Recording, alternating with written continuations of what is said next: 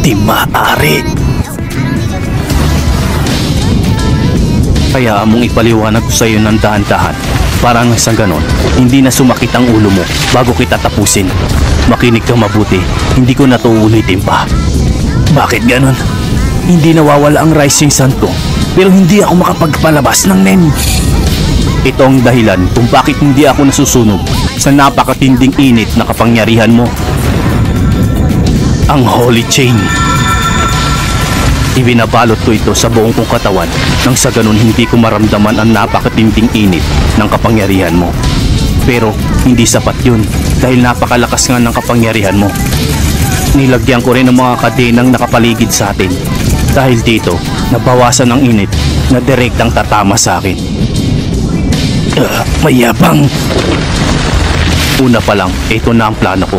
Ang mailabas ang pinakamalakas mong kapangyarihan. Dahil kaya ko itong makuha mula sa'yo gamit ang steel chain ko. Pagkadami mo sinasabi, gawin mo na ang gusto mo. Huwag kang mag-alala, ngayon mismo.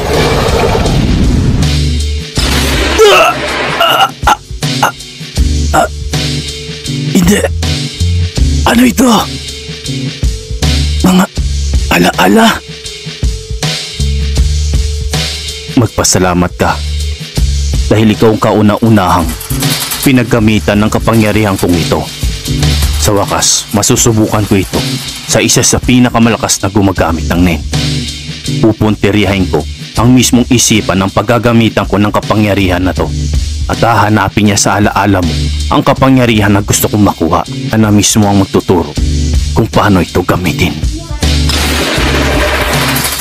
Nagagawa kong gumamit ng 100% lahat ng uri ng nen.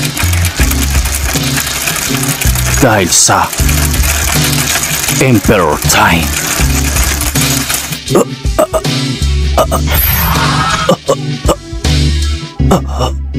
Hindi.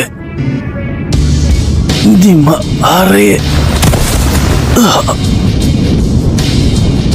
Natalo ako sa labang ito.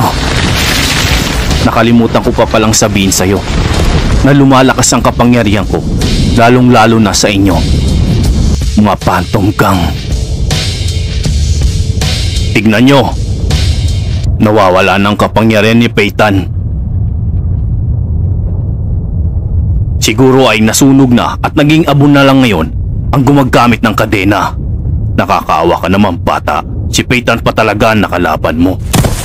Wala nang rising sun ni Peyton. Pumunta na tayo para makita natin at malaman kung ano talaga ang nangyari. Ano ka ngayong bata? Siguro ay nagmamakaawa ka. Habang nasusunog sa harapan ni Peyton. Masyado mo yatang nainsulto si Peyton bata. Kaya naipalabas mo ang pinakamalakas na rising sun niya. Wala ka na bang lakas? Kung ganon, ako na mismo ang magpapatayo sa'yo. Ay tatanong lang ako sa'yo. Ngayon, nakadepende sa mga sagot mo. Kung gusto mo na kaagad mawala.